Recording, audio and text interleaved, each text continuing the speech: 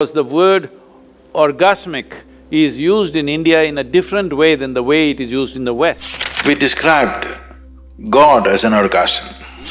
Orgasm is something that must happen on your cellular level.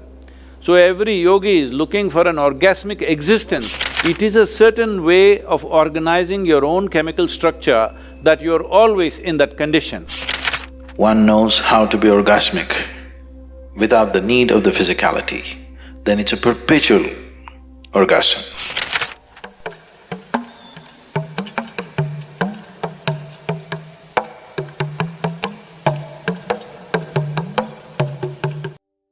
Talking about these 5 layers or 5 sheets of body, physical body, which is called as food body, mental body, which is the body of impressions and memory, energy body, which is a certain amount of energetic framework upon which the physical and mental bodies are built, and then there is something called as VIJNANAMAYAKOSHA, which essentially means… Vijnan means…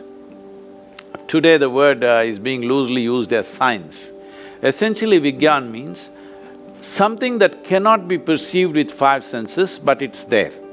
So when you perceive that, that is called Vijnan.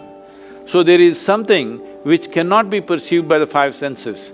The energy body, the mental body and the physical body can be perceived by the 5 senses. The 4th dimension of the body cannot be perceived, but it's a transition between physical nature and non-physical nature. So there is a 5th body which is called as the ANANDAMAYAKOSHA.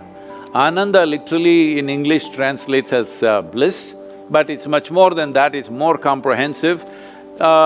Another way of putting Ananda is, we can say it is ecstasy, or some people go about saying, because the word orgasmic is used in India in a different way than the way it is used in the West.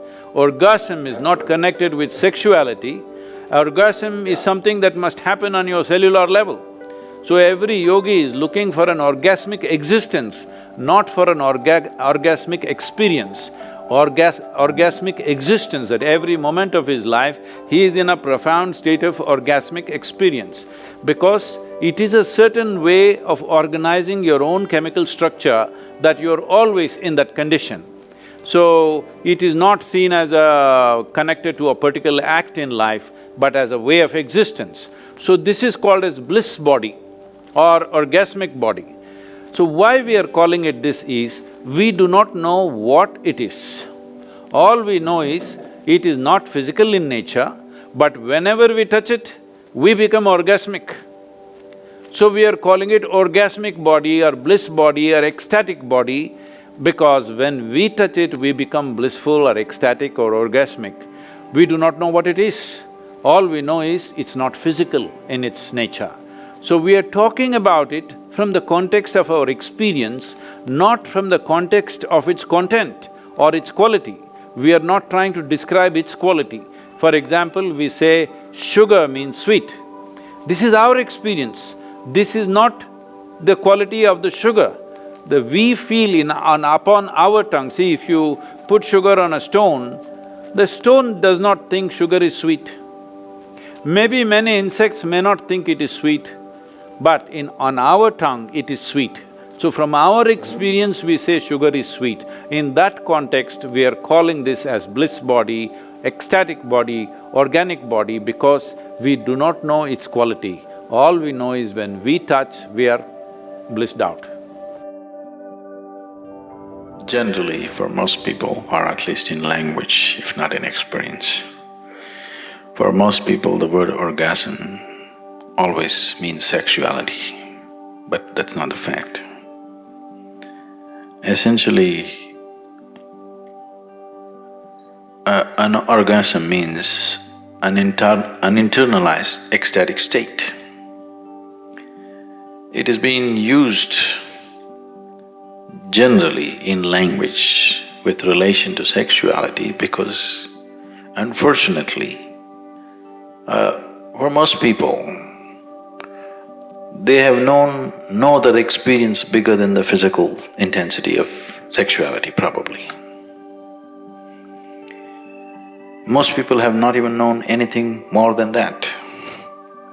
So they have started using the word orgasm for sexuality. The word orgasm means much more than that your whole organism has reached a certain peak. Sexuality doesn't do that. It gives you a certain sense of peak, but it doesn't take you to an absolute peak where every cell in your body will burst. So, it is… sexuality or sex is an inadequate activity to be described as an orgasm. It's inadequate. It is just that when physically one reaches a certain state of ecstasy, there is a limitation. But once one knows how to be orgasmic without the need of the physicality, then it's a perpetual orgasm. In India, we have a better word for this. We call this Ananda. Ananda is orgasmic.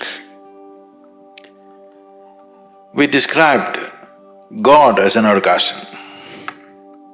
We said God is Ananda, Brahmananda. So when we say Brahmananda, what we are saying is, what you refer to as God is an ultimate orgasm.